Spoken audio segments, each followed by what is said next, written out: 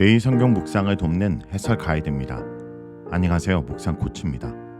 함께 읽고 나눌 말씀은 욥기 1장 1절에서 12절까지 말씀입니다. 욥은 동방에서 가장 훌륭한 사람일 뿐 아니라 하나님도 인정하실 만큼 온전하고 정직하며 하나님을 경외하는 사람입니다. 사탄은 욥의 의로운 삶이 하나님께서 주신 복 때문이라고 이의를 제기하며 욥을 시험해도 좋다는 허락을 받습니다. 1절에서 5절을 보겠습니다. 1절에서 5절은 의인인 욥에 대한 이야기입니다. 본문의 공간적인 배경을 우스 땅으로 두고 있다는 것은 다분히 의도적입니다. 이스라엘 지역 내에서 일어난 일로 그리기에는 앞으로 전개될 내용이 전통적 여호와 사상을 벗어나기 때문입니다. 도리어 욥기의 저자는 책의 내용 자체가 기존의 이스라엘의 사상적 경계를 넘어서 있다는 사실을 공간적 배경을 통해 암시하고 있다고 볼 수 있습니다. 욥에 대한 묘사를 네 가지로 하고 있는데 온전하고 정직하여 하나님을 경외하며 악에서 떠난 자로 그립니다. 온전함이라는 것은 탐이라는 형용사로부터 왔는데 외모를 포함하여 전인적으로 완벽한 삶을 의미합니다. 정직은 구부러짐 없는 올곧은 심성을 뜻합니다. 하나님을 경외하고 악에서 떠난 자라는 표현은 정통적인 지혜 사상에서 최고의 현자적 삶을 살아가는 욥의 모습을 부각시킵니다. 그에게 아들 7과 딸 3이 태어났다는 보도는 두 가지 사실을 알려줍니다. 하나는 자녀에 관한 완벽한 축복을 받았다는 것입니다. 완전수 7과 3은 이것을 상징합니다. 또 다른 하나는 자녀들에게 장차 닥칠 어둠 그림자입니다. 그렇게 완벽한 자녀들이 하루아침에 사라지게 될 때 욥이 경험할 참담함이 역설적으로 전제되어 있습니다. 이와 같이 최선의 삶을 묘사함으로써 최악의 삶으로 떨어지는 효과를 극대화하려는 문학적 의도는 3절에서도 나타납니다. 그의 재산 목록은 어느 누구도 따를 수 없는 최대의 소유를 자랑합니다.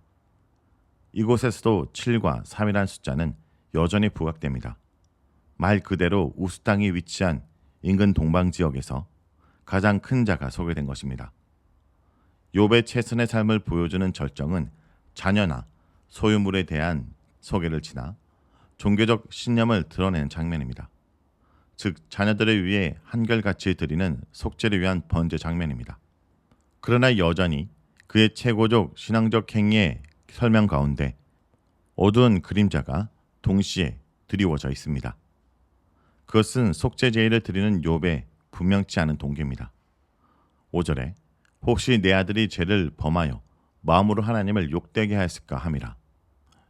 구약 신학자들 가운데 욥의 자녀들의 희생 자체가 욥이 행해나 걱정했던 일들이 사실로 드러난 것이라고 보는 이들도 있습니다.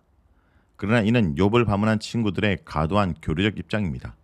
욥기의 서론부에서 전달하고자 하는 것은 욥이 지금 자신의 완벽주의적인 신앙 태도 가운데 있다는 사실입니다. 모든 삶에 있어서 흠이 없는 신앙은 자녀들의 혹시 모르는 죄악의 시작까지도 말소하라는 경량을 띠게 됩니다. 욥의 행위가 항상 이러하였더라에서 항상이라고 번역된 단어는 욥의 완벽주의적인 신앙의 활용 정점입니다. 6절에서 12절을 보겠습니다. 6절에서 12절은 하나님과 사탄의 대화입니다. 지상에서 의인 욥의 행사가 소개되다가 갑자기 천상에서 벌어진 하나님과 하나님의 아들들의 회의로 장면이 전환됩니다. 욥이 받은 의로운 고통의 발단이 이곳에서 설명됩니다. 구약 성경에서 자주 등장하는 천상회의 또는 하나님의 어전회의는 땅에서 이루어지는 일들에 대한 하나님의 결정을 말할 때 도입되는 문학적 수단입니다. 실제로 천상회의는 하나님이 세상을 창조하실 때도 소집되었습니다. 그렇기에 인간을 창조하실 때 우리의 형상을 따라 우리의 모양대로 우리가 사람을 만들고 그들로 다스리게 하자라고 결정을 내렸습니다. 보다 대표적인 예는 이사야 소명 장면으로 이사야 6장 8절입니다. 세상에 베풀 하나님의 말씀 선포 사명을 어떤 이가 감당할지 하나님께서 회의에 참석한 선제들에게 물으십니다. 내가 누구를 보내며 누가 우리를 위하여 갈고? 그때 천상회의를 목도하고 있던 이사야가 대답합니다. 내가 여기 있나이다. 나를 보내소서. 천상회의의 문학적 모티브를 통해 본문을 보게 되면 이곳에 참석한 사탄의 존재와 역할에 대해서 의문을 갖게 됩니다. 사탄은 땅을 두루다니며 여기저기 구석구석 사람들과 그들의 행사를 파악하여 하나님께 보고하는 기능을 실제로 기록하고 있습니다. 더 흥미로운 사실은 하나님의 질문입니다. 내 종 욥을 주의하여 보았느냐? 바로 이 한마디 질문으로 인해 욥의 고통은 시작되었습니다. 어떻게 보면 이번 천상회의 안건은 욥의 의로움에 대한 검토였을지도 모릅니다. 그와 같이 온전하고 정직하여 하나님을 경외하며 악에서 떠난 자는 없느니라. 1절에서 욥에 대한 소개가 8절에서 하나님의 목소리를 통해 그대로 반복되고 있습니다. 그렇다면 욥의 고통의 발단에 대해 이와 같이 교훈을 내릴 수 있습니다. 세상에 또 없는 욥의 의로움을 하나님께서는 사탄을 통해 검증하고 계신 것입니다. 그래서 사탄에게 욥을 살펴보고 오라고 명령하신 것입니다. 왜 하나님께서는 욥의 여호와 경외를 검증하려 하신 걸까요? 우리는 이 질문에 대한 해답을 욥기 38장에서 41장의 하나님의 등장을 통해서 얻을 수 있을 것입니다. 최소한 이곳에서는 욥의 신앙 동기에 대한 검토가 사건의 발달이었음을 아는 데 만족해야 합니다. 사탄은 단순한 보고자의 역할을 할 뿐 아니라 자신의 생각을 말하고 심지어는 고발까지 하는 검사의 역할을 하고 있습니다. 욥의 의로움을 보라는 하나님의 명령 앞에 사탄은 욥의 신앙의 동기를 다음과 같이 묻고 있습니다. 욥이 어찌 까닭없이 하나님을 경외하라이까? 가히 충격적인 고발이 아닐 수 없습니다. 욥의 하나님의 경외는 순수하지 않는 것입니다. 하나님께서 그와 그의 집, 그의 모든 소유물을 축복하셨기 때문에 하나님을 믿는 것이라는 전제로 하고 있습니다. 지금이라도 당장 보호하셨던 하나님의 손을 펴서 그의 소유물을 앗아간다면 욥의 신앙은 무너져 내릴 것이라는 사탄의 확신입니다. 의외로 하나님은 순순히 사탄에게 욥의 소유물을 처분하도록 허락하십니다. 그만큼 하나님은 욥의 신앙의 동기의 순전성을 추구하고 계신 것입니다. 몇몇 구약 신학자들은 이 장면을 하나님과 사탄의 내기로 간주합니다. 마치 양자의 사이에 힘겨루기가 진행되고 있고 욥은 그 와중에 희생양이 된 것처럼 해석합니다.